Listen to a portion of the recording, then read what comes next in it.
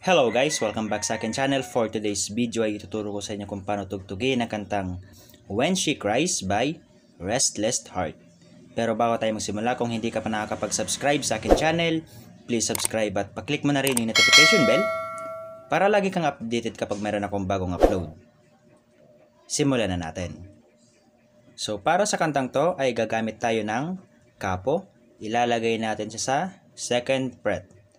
Ngayon, ang mga chords na gagamitin natin sa intro ay G, C, A minor, at D. At para naman sa strumming pattern natin ay ganito. Down, down, up, down, up. Play natin yung intro. 1, 2, 3, go! Down, down, up, down, up. Down, down, up, down, up. Down, down, up, down, up. Down, down, up, down, up. Ulitin natin. Down, down, up, down, up. Down, down, up.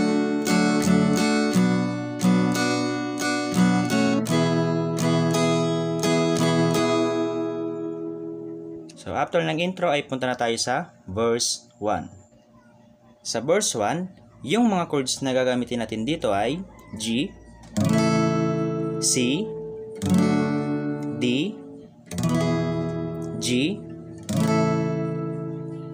isang G ulit, then C, A minor, at D.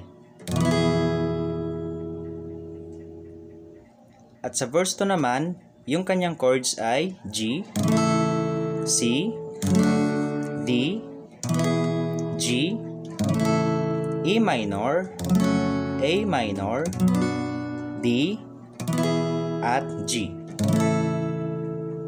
So same pa rin yung kanyang strumming pattern, kaya ngayon, play na natin yung verse 1 at yung verse 2.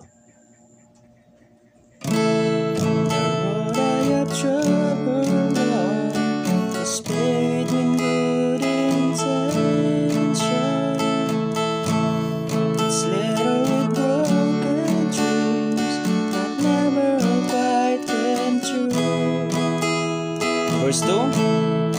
All my hopes were tied.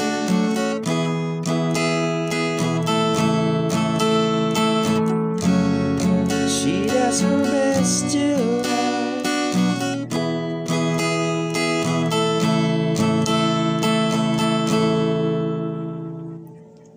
So after natin ma-play yung verse 1 at yung verse 2 ay punta na tayo sa chorus. So sa chorus, yung mga chords na gagamitin natin dito ay C, G, A minor, G, C, G, E minor, D. So next naman ay C, G, A minor, G, A minor, at D. So same pa rin yung kanyang strumming pattern, kaya ngayon, play na natin yung chorus. 1, 2, 3, go! When she cries at night and she doesn't think that I can twice,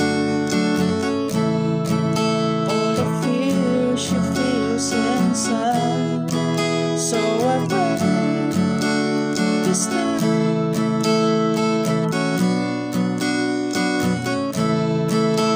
cause I think it's time. Then, mag-intro ka na. When she cries.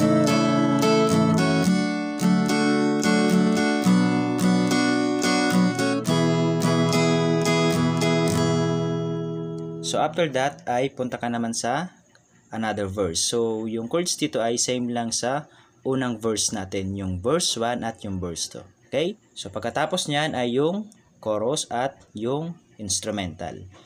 So ganoon lang tugtugin ang kantang When She Cries. Kaya kung nagustuhan mo, please like and share this video. Maraming salamat po sa panonood and Enjoy!